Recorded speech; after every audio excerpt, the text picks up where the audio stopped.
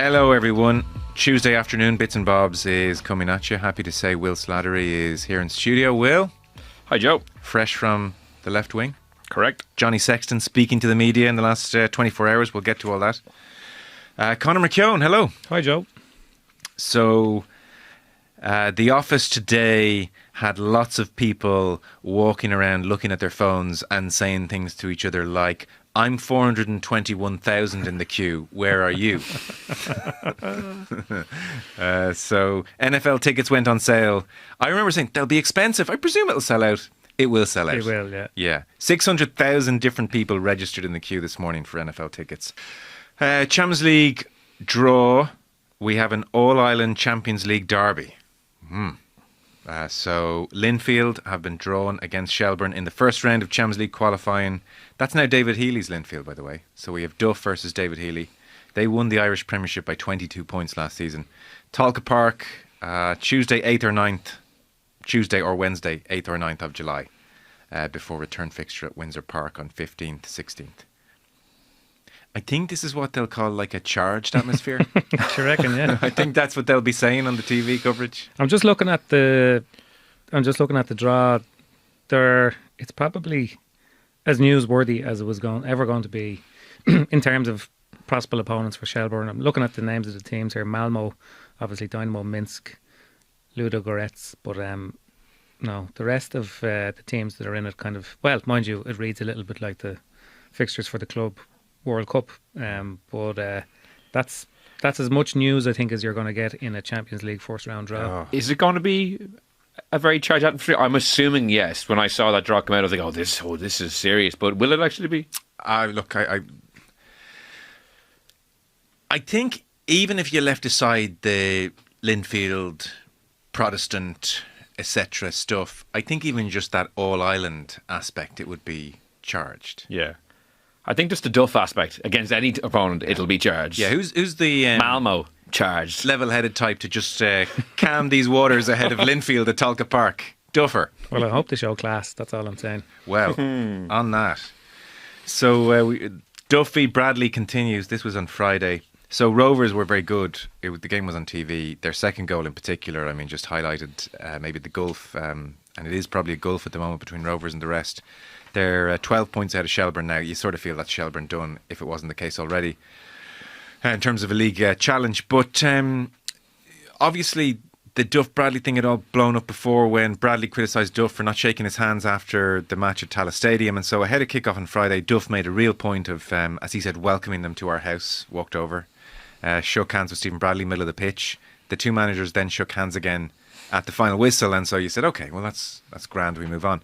The next thing that happened was that Virgin Media, the camera was waiting for Duff to arrive for the interview, and they catch the tail end of stuff going on, and he's screaming zero class in the direction of, it turns out, Stephen Bradley.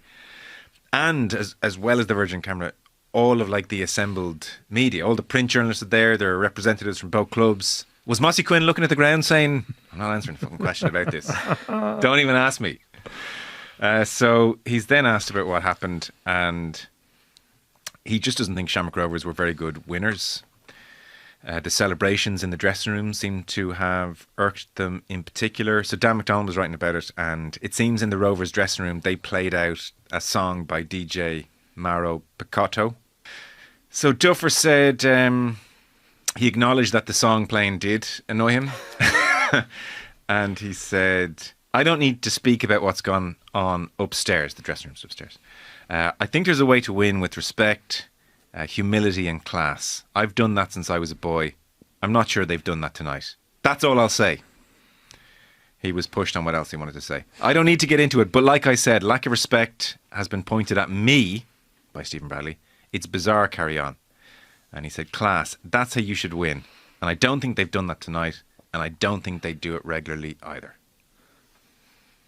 So I'd say not made up.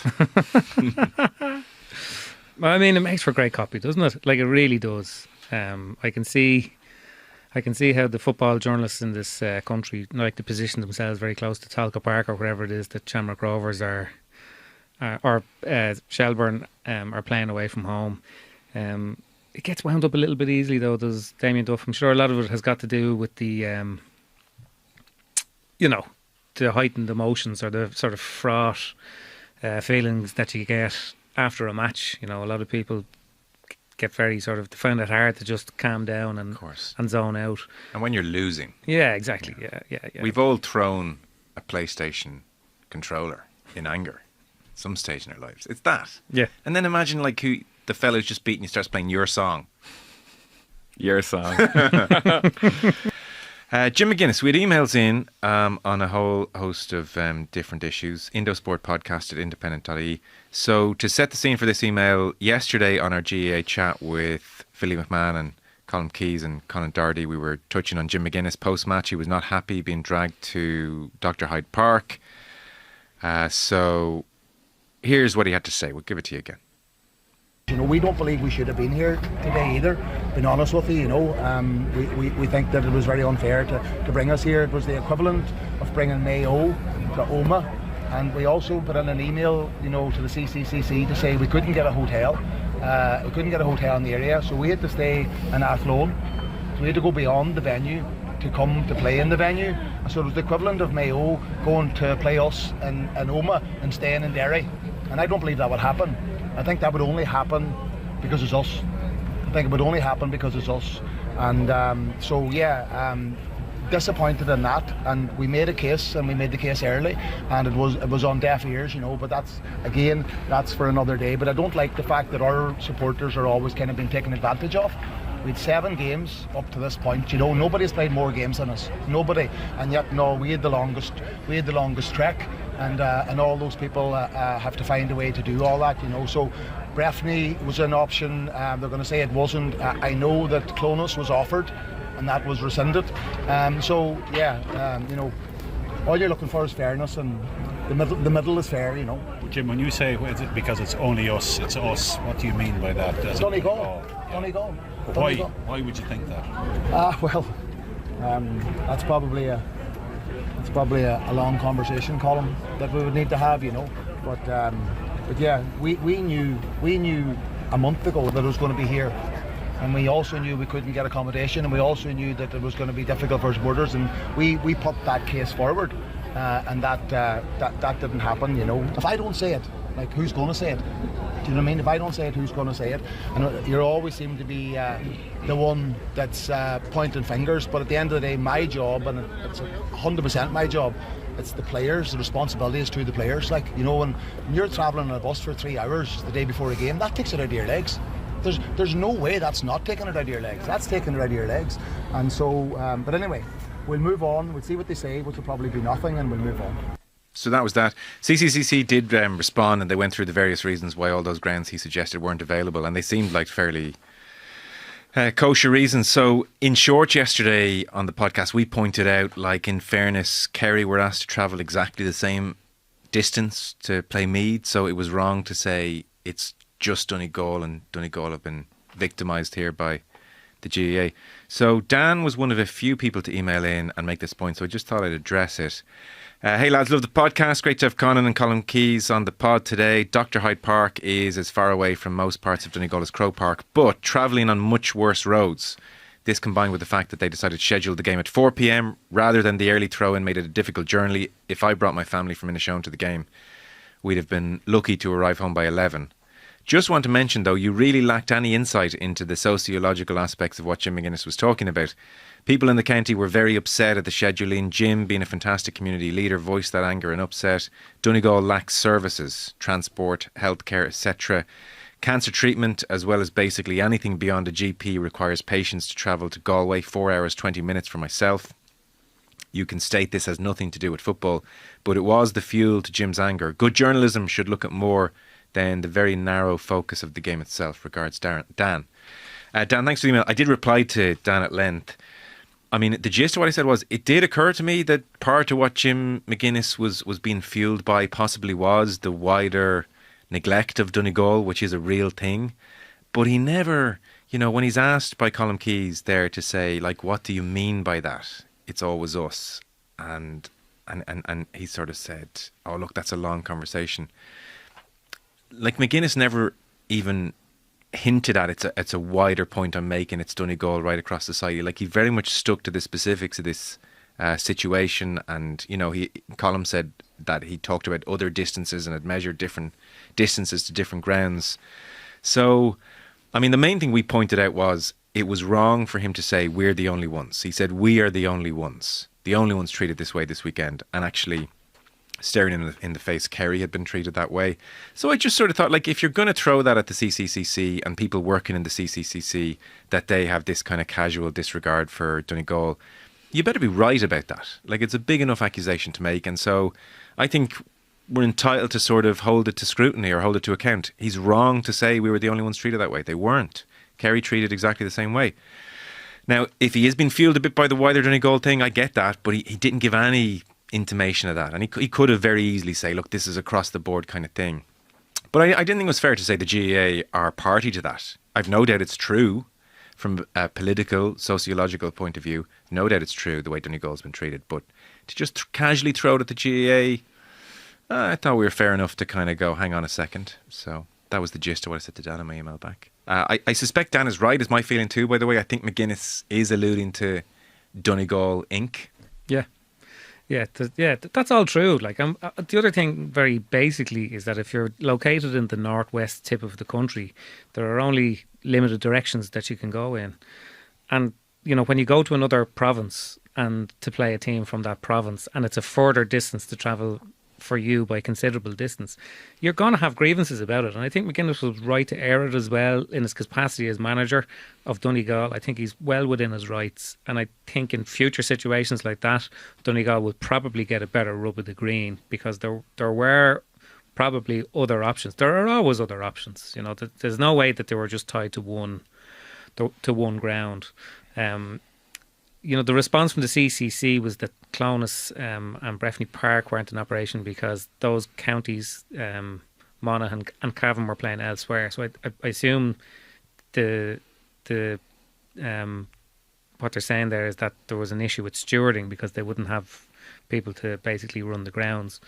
But it is true that there were matches in county grounds where the county were playing elsewhere at the same time. So it could have been done. Okay. But yeah, I'm with you. I McInness loses me, and not just McInness in this situation, just managers lose me generally when they get into the whole, well, it's only because of us. Like, I know county teams operate off a siege mentality a lot of the time, and you can put together all the injustices or the perceived injustices and snowball them and only draw one conclusion when you're looking at it from your own point of view, and that's that everyone is against us. That's why I thought it was kind of boilerplate siege mentality talk. Like, yeah, totally, like Colm 100%. Keys, as we hear, it's actually great to get that back and forth. We usually only hear the manager, and that's the end of the clip. Colm Keys offers him in a very polite, opening way to give any actual evidence or back it up in any way. And the emailer had a very well written reasoned argument, but like as Joe said there, like, Jim didn't say any of that. Like, the emailer accuses the discussion yesterday of lacking the sociological, but like, yeah, Jim didn't say any of that. Like, again, because you have to think of it from a journalist's point of view, not that anyone would care. So Jim McInness has basically said the CCCC, the people who work in the CCCC, don't give a damn about us. In fact, probably gone against us. So Colm there, he's cognizant of that as well. And he says, but hang on, what do you mean it's us? And at that point, if Jim says, look, it's a wider thing with Donegal, look how we're treated across the political, sociological landscape. That's what I'm getting at. Then fine, all bets are off. But he said, it's a long conversation. And that is a long conversation, but you can at least allude to it. Whereas this was a very specific, the GAA are out to treat us poorly. So he chose not to go down that And even how route. his tone changes for the second answer. So he's very strident. Then Colm says, what do you mean? He says, Donegal. Any examples?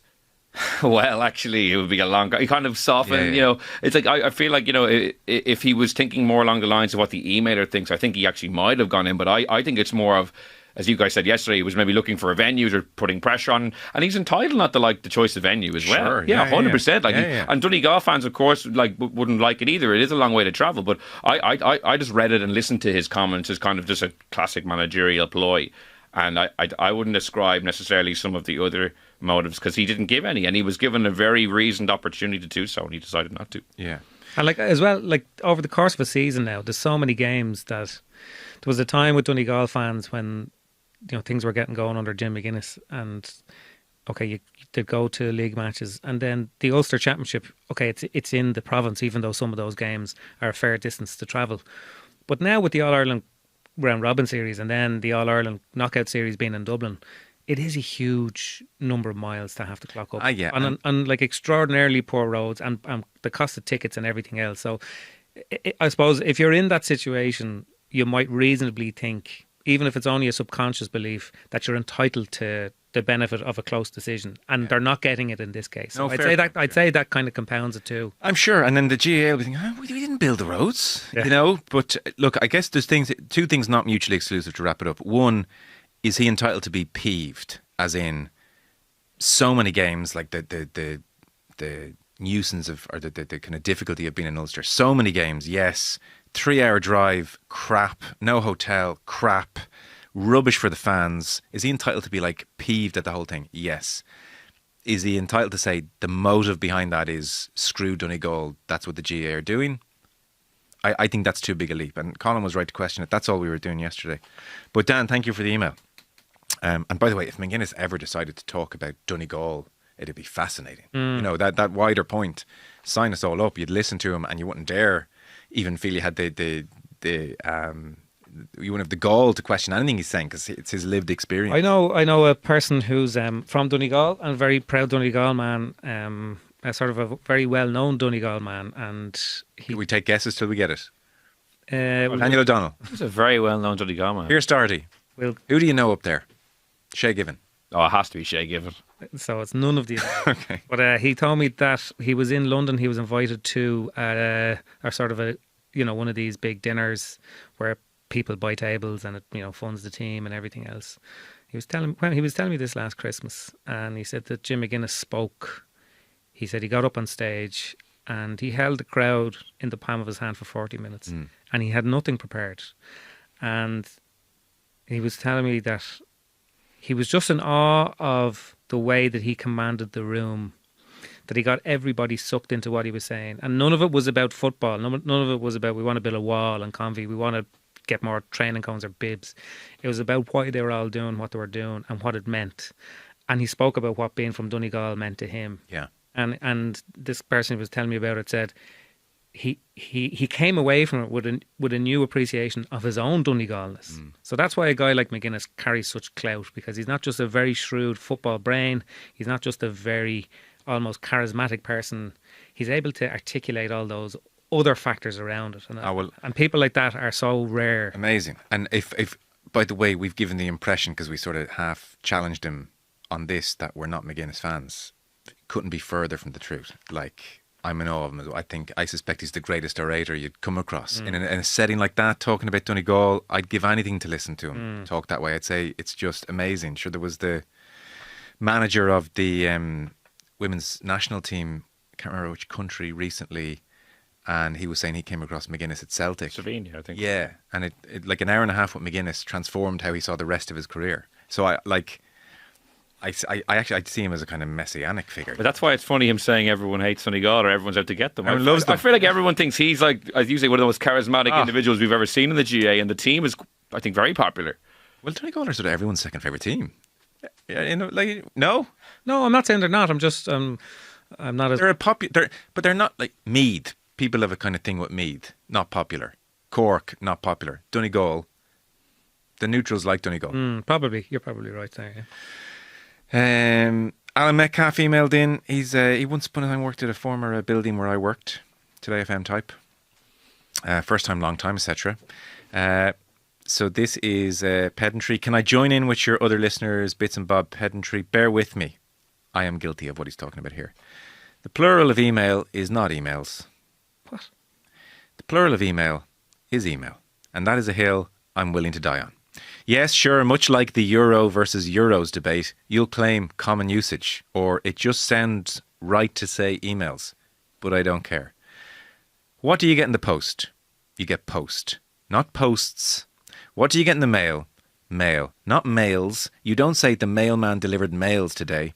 Email, the E stands for electronic mail. So if you must, Go nuts with e-letters, have at it. But the plural of email is email. Join me on the quest to rid the world of emails. Cheers, Alan. How many podcasts did he email? I don't know. I have to say I read it, and as a man who hates euros and doesn't understand why we can't say euro, I thought, Alan, I wrote back to him and said, I'm reading this out and you've changed me. Never again will I say emails in the podcast. He's completely right. Well, what's the house style? Do people not say euro? A lot of people do, but there's a lot of euros out there. People say I have 500 euros. Yeah. Oh, no, I wasn't aware of that. If you got off to a bad start with it was just how you could. So hang on, it's euro and it's cents, but you get euros everywhere. But like now, let's read some email. It does sound kind of strange. It does, and unless you've heard this exact moment in the podcast and you listen to future ones, you'll think, why is John Malloy saying let's read lots of email? But I He has this weird tick. is common. I think common usage is a fair way to like move on with the world. Metcalf's not having common usage. Like the guy who invented a GIF pronounced it GIF, but we don't say like send me a GIF. Like it's a GIF. I didn't know that. So he lost the ability to name his own thing just through common usage. Yeah. I don't know at what point common usage dictates. Yeah. Like when I start getting emails going in, why do you say we've lots of email in today? I was listening to one of Susie Dent's podcasts about the Remind me, Susie Dent. countdown. Dictionary corner. Dictionary corner. Okay. She did a thing about the mutability of words. And you don't listen to all ours? What's going on here? But the mutability of words, and she said the biggest error that anybody can make is to assume that there is a standardized version of any language. It's constantly changing. Sure. And like in a lot of cases, it is constantly changing to mean the opposite of what words originally meant, like literally being the very obvious example. And they have officially changed literally now. Yeah, she said that's What? That's the... Well, it no longer mean- literally doesn't mean literally anymore. It means figuratively now. It can do, yeah. Because of Jamie Redknapp and others. But that has happened since the beginning of No, I hear you. yeah. So emails, this is Well, Someone in the office said irregardless to me the other day. all right. that can happen. We're people who talk for a living. You can get caught up. It's hard. Don't be. That person's going to hear that now. I don't think they listen to this. Okay. Do you wanna name They're it? also a Susie Dent fan, are they? Alan Metcalf, in future, because of you, I'm going to be laughed at for saying we have lots of email in today. But let's please get more emails like that. Pedantry is good. Yeah, it's you know? good. They've been good. Yeah. What was I going to say? Oh, went out of my head. Sorry, on new words. I got a new one yesterday, which the kids have been saying probably for 10 years. But, Riz. Are you familiar with Riz? You got a lot of Riz? Charisma. Oh, I haven't heard that. Yeah. So who said it there? They're talking about you. No. I definitely don't think so. No. But we started saying it now about our kids. A lot of Riz. There is in the room. Hi lads, can you ask Pat Spillane if it was another own goal by the GA not to televise the Kerry game? Kind regards, Danny. Sean on crappy Oakmont. Popular topic. Fellas, I reckon this email fits best as some bits and bobs fodder. No flowery introduction. Let's get right to it. Oakmont's terrible golf course all week. In the build-up to the US Open, the media have been bigging it up as a great course, historic venue, unique challenge, etc., etc. Surely I'm not the only one who thinks Oakmont is simply a very, very, very boring course. The reality is there are no standout holes. They all look the same. It makes for terrible viewing. A links-style course nowhere near the sea just does not work. I agree with that in general. To try and make Oakmont interesting, they've had to try and trick up the course. This is mid-tournament emailed. By growing ridiculously thick rough, having super fast greens with comical slopes, it means we are seeing the same shots over and over again. Don't get me started on the gimmicky church pew bunkers. It is time the media called out Oakmont for what it is. The truth is right there on TV for all to see. It's a bit like the Emperor's New Clothes, where all it takes is an innocent child to speak the obvious truth. That's Sean in this instance. Is there anyone in the media who has not been tainted by the Oakmont hype train? It's Sunday morning. I've zero excitement for the final round.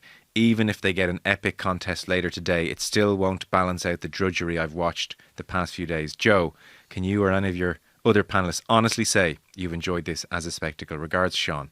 P.S. Sorry this rant went on longer than I expected. It was definitely the topic of discussion in my couple of golf WhatsApp groups. Will I go first? Do you want to go first? Go on. I agree with him. Thought it was crap. And I kind of called it pre-tournament. I said Thursday and Friday will be the worst, and they were. It was all over the shop. It was like, so it was a TV viewing experience where on Saturday and Sunday you get at least to know the course a bit better because the various groups are going through in order. Thursday and Friday is just cut from 14th to the 12th to the 9th to the 1st to the 18th to the 15th, and they all look completely the same. Get to know it as the week goes on. But they look completely the same. You don't know where you are. You don't know what's going on. All you know is there's poxy rough. You're waiting on lads 2 minutes to just hack it out with a pitch and wedge, which is just boring TV. I thought the greens were pushing it. The rough around the greens means that you negate the best chippers. You just put a bit of loft on. You have a terrible lie. You don't know what's going to happen. You hack at it. Might come out a foot. Might go running across the green. So I hated it. And I remember thinking, this is a bad challenge. And I remember thinking, how has Oakman managed to find such good winners? This is the kind of course that could throw up like duds. So I did not like it. Now, up until Saturday when it rained, the last 2 hours on Saturday where the course was just fair. I thought it was unfair. But from Saturday when it was fair, those 2-3 hours in the evening were exceptionally good. The players could they could hit some shots. They could play a bit of golf. They could hole a few putts. It was playable, but very, very difficult. It was a great US Open challenge. Pinehurst last year, great US Open challenge. And then Sunday was, look, he wrote this on Sunday morning. I'd be curious to know what Sean made of Sunday evening. It was kind of epic. It rained if you didn't see it. The course was unplayable. And like Sam Burns got screwed. Should have had a ruling of a free drop, wasn't given one. And like there were 3 or 4 shots Sam Burns hits where you're screwed by the water. It was unplayable, but they just ploughed on through it anyway for an hour. And so it was compelling and brilliant to watch. And the finale was brilliant to watch. But on the whole, I am where I will be in 9 years' time when we go back to Oakmont, still doing this podcast, I hope, Conor. I will be saying Thursday and Friday are going to be a joke because you need to be in outrageously good form to handle what is an unfair challenge. And then the weekend it'll get much better and it'll be watchable over the weekend. But no, I agree with him. I found myself watching Thursday, Friday saying this is exactly what I thought it was going to be. Shane Lowry losing his marbles, golfers losing their marbles, red-faced, angry, just drudgery, and not kind of like, oh, it's exciting drudgery, just like slow 5-6 hour round drudgery. Yeah. I mean, in a way, the USGA will look at this and say mission accomplished, because the talk beforehand was what's going to be the winning score, and the point of the US Open is that nobody goes really low to par. So JJ Spawn wins it at -1. He would have won it with level par. The -1 is a little bit of a sort of a false -1 because he hauled a putt from a different solar system on the 18th. So like the winning score was going to be around level par. But I think that only proves that because golfers are so good and the technology is so vastly improved and everything else, that this is, if your raison d'etre, if your ultimate goal is to get golfers to struggle to break par, even the winner of the tournament, this is what you have to do to the golf course. This is the kind of course you have to play, and this is how long you have to grow the rough, and this is as quick as you have to make the greens. But if you want to have a fairer test of golf, and I totally agree with the aesthetics of it, like it's a bit like Bethpage as well. A lot of those big, meaty American golf courses, there are no distinctive defining features on the holes. You don't look at it and say, oh, this is, like the exact opposite being, say, the year the Irish Open was in Lahinch, because all the holes have their own character and flow and everything else to it. It's so visually appealing. But it's almost like the US Open's sole reason for being is to get really funky with the golfers and make them struggle and watch to see who struggles the least. That's kind of where the US Open seems to have gotten to. And if that is the motivation for that tournament from now on, we'll get more, like that. I thought we got a really good balance in recent years. Last year winning score was 6 under, Torrey Pines, John Ram 6 under. I think these guys are just so good. 5-6 under, weather is obviously a factor. 5-6 under means it's been a great challenge as a winning score. And like 6 under, it's not easy to shoot 6 under over 72 holes for John Ram. Yeah. You know what I mean? Like if he's gotten there at 6 under after 72 holes, that has been a great test of golf on a golf course that looked very well on television. Yeah. That should be enough. Yeah. But it's almost like, we're guilty of it. I mean, the media generally, but so much of last week's pre-tournament preview material was the giddiness about finally we get to watch these guys struggle. Well, if that's what you want, if you're going to fetishize golfers, the best golfers in the world, getting very angry, getting very frustrated, not being able to play well, this is what you need now, because they're that good that otherwise they're just going to shoot a decent score. But that should be enough, you know. Yeah, is borderline tricked up for me. You said that all the previous winners had been setter names. Yeah. But does that not mean that the cream usually rises to the top, even with the tricked out nature? Like, so maybe this was the outlier, like JJ Spawn winning, and was maybe an outlier. I need to ask someone who knows more than me about Oakmont. I'm not familiar enough with, like, Larry Nelson in 83 or Nicholas's win in 62, or I like a vague memories of Dustin Johnson's in 16, but it's hard to remember these things. I don't know. Like, I know in 16 they had graduated rough from the fairways. Maybe that was a big change. I don't remember the greens being as mental in 16, but I'm sure they must have been. But like, yeah, I don't know. And maybe JJ Spawn is going to win another 2 majors, and you'll say okay. And like Bob McIntyre's, a bit of major pedigree.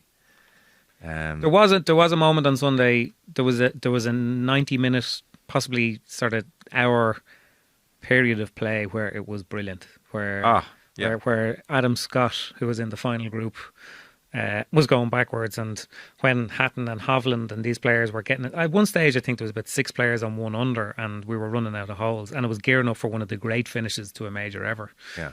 And then Bob McIntyre hit that brilliant drive, Spawn's drive on 17. Like, you have to remember, he birdied 17, 18 to win the US Open by 2 shots. That's brilliant. That's what you want. Yeah. And 17 was fun, like drivable par 4, like a chance. It's like some relief.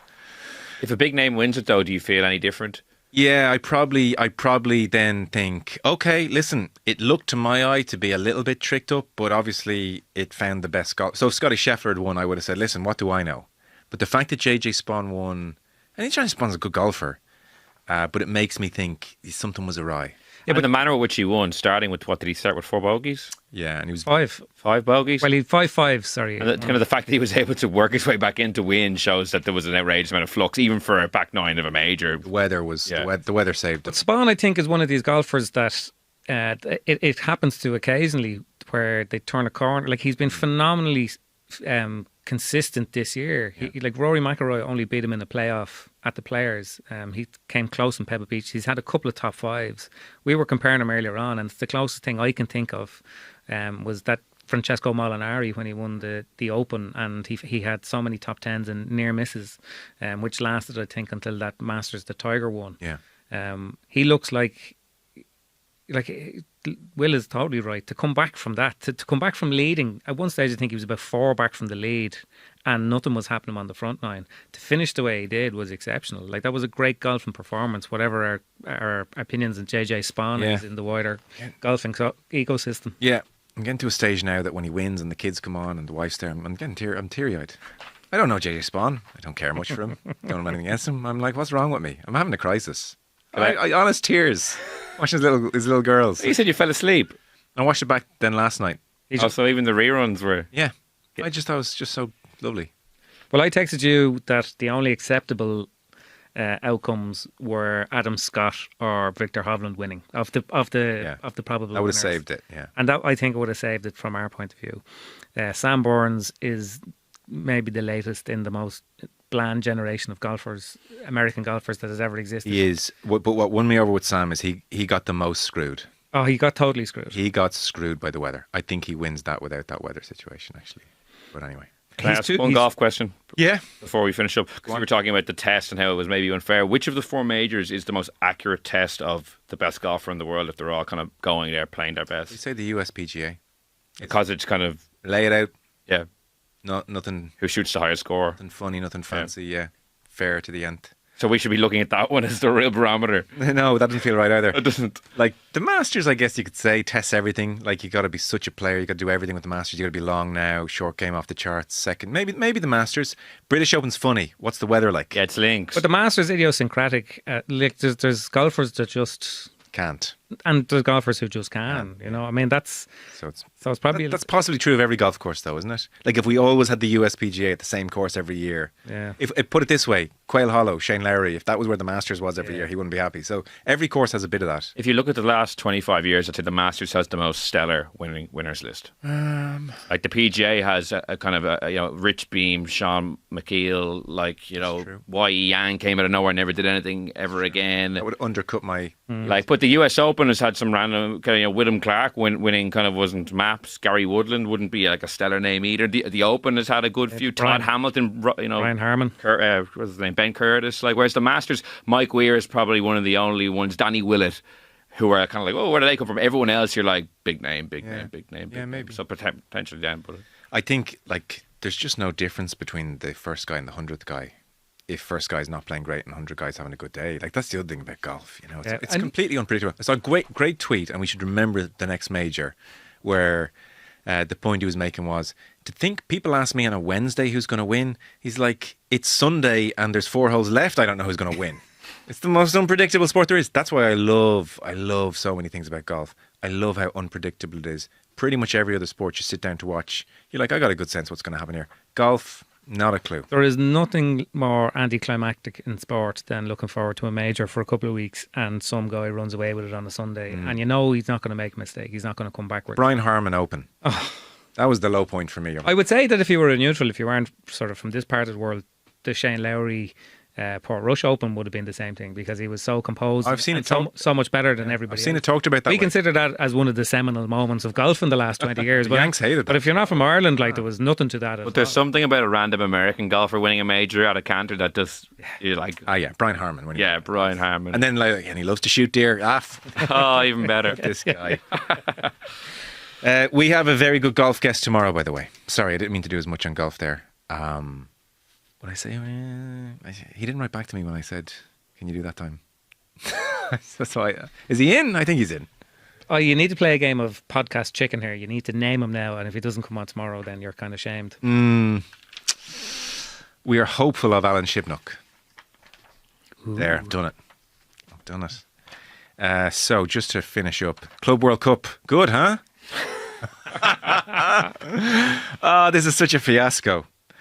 Chelsea played Los Angeles FC yesterday in Group D. 71,000 capacity, 22,000 people went to watch. That's like the photos, though. That sounds more than actually the photos make it look. The photos make it look about 5,000. It's bad. PSG Atletico played at the Rose Bowl in Pasadena, California, 32 degrees. Supporters had to throw out all their water on the way in, and there were people in distress inside because the queue to get water was 45 to 50 minutes. That's exactly what you want. It's everything they deserve and more. I don't know. Look, maybe this will come to life, and once we get past Bayern Munich 10, Auckland 0, we'll be into this. But right now, this is just my favourite strand to all of this is that apparently Panini brought out a sticker album for this. Yeah, and there is a. Hang on, Gianni Infantino. Bingo. Of course there is. I saw with the trophy, there's a key for the trophy that only he's allowed to have. The trophy opens up. There's his name's on it twice. He's inscribed twice on the trophy. Why is he inscribed at all? Because it's he's a legend. Infantino ego trip. Like, I think the first thing is like some, these awful quotes he has about football brings unity, whatever, blah, blah, blah, Gianni Infantino. And then there's something about how this World Cup was created by Gianni Infantino. So legend. They've done a hell of a job in following the previous crowd at FIFA with him. And any sign of the Salt fella, Salt Bay? I don't want to say it. I think he's had a nosedive. Okay, in the Infantino world. Oh, right. I feel like he's not as popular. People aren't as quick to pay him $1,000 for a gold steak. What is it about? I don't know. Who knows? A person who I'm not in firm footing there. Maybe he's as hot as ever. I don't know. He has a lot of riz. Yeah, a lot of riz. A lot of riz there. Right, last and not least, we'll come to Sexton in a moment, and then this Drogheda story. I'd asked Dan to come in and fill us in on this. We'll do a chat with Dan actually in the next few days, because even the Duff Bradley. Which of us would have got jocked off the list then? No, I was going to do a separate podcast. That's what they all say. I was going to do a 20-minute hit with Dan. So Drogheda, Dan was with us last Friday, you'll remember, and he was saying Drogheda were very confident when they went to CAS on Monday that they would overturn this decision to kick them out of the Conference League. They have not been successful. They got news before they played Shamrock Rovers last night. They lost 2-1. There was a refereeing decision which was terrible. Their manager incredibly emotional. Everyone there is just gobsmacked, disappointed.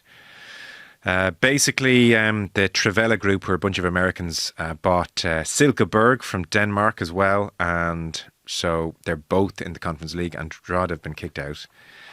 Basically, this came down to there's all sorts of chicanery. Sounds like it's bending of the rules, but there are things you can do if you own two clubs in the same competition: blind trusts and various financial mechanisms which get you around the rules in UEFA eyes. And basically, the deadline for them to do this was moved from June to March, and it seems somewhere along the line this wasn't registered with Drogheda.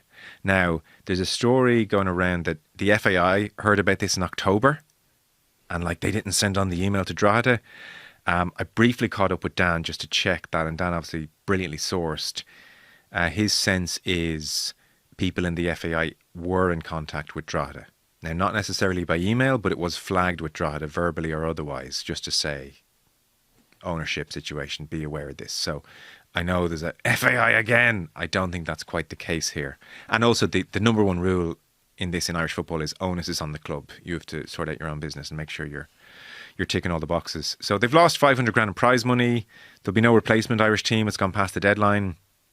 There's no silver lining here. Rovers skip around in their Conference League. That's good for them. But in terms of Drogheda, players who've signed on the assumption they'd be playing European football, it's just a disaster. So somewhere at the club, somewhere at Trivela, they've dropped the ball on this one badly, really badly. And I know you can paint it as, UEFA messed up, but I think actually this is in Trivela's court, in Drogheda's court. They've made a mess of this. And that's it. See you later next season. It's a particularly bad one given that the timing of it, like when the European competitions go ahead, it's sort of the league's off season. It's not. There's obviously a massive financial thing from the point of view from the team, but I think even competing in Europe and like seeing what Rovers have done in Europe for the last couple of years, like they're not the only Irish team, and I'm sure like on the day that Shelbourne get drawn against Linfield, like it'll be a huge thing for Irish clubs over the next few years to try and put that together. And I think like competitively they have a chance because of the timing of it. They're not overburdened with like big competitive fixtures either side of the European game early in the week. So crammed a load of games in recently on the assumption playing European football. So it's a sickener for Drogheda fans, like the novelty of this and a European trip and all that stuff. So they're all devastated, because they really did. They felt they had a good case going in on Monday to Cass, and yet, what was the exact line?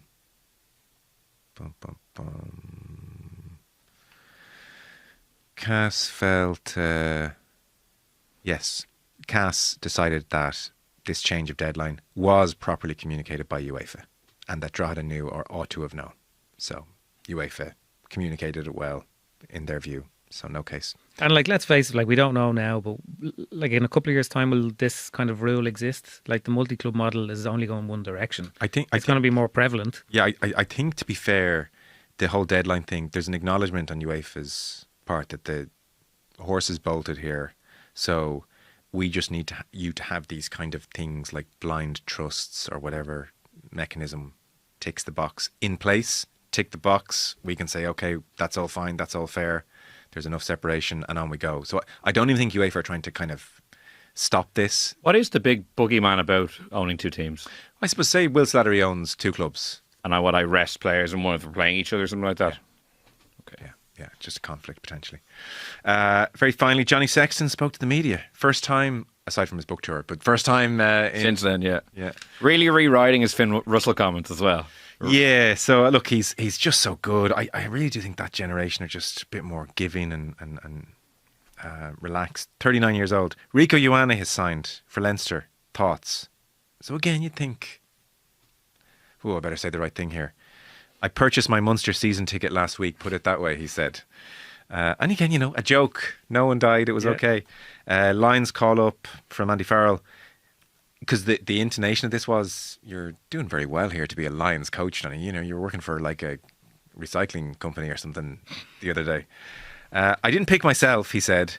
He asked me to come. I considered it for 30 seconds. Ultimately, how can you say no? I'd have regretted it for the rest of my life. That's it, really. Advice to Crowley and Prendergast: delete social media is what he's told them already. Delete social media. And then, as you alluded to, Will, I looked on British media. They don't care about Crowley versus Prendergast. They don't care about any of that stuff. They were like the Sexton versus Finn Russell. We had a handshake and a brief chat. He sort of was saying, look, it was all overblown. That was me talking in 2021 about the Lions tour, not me talking now.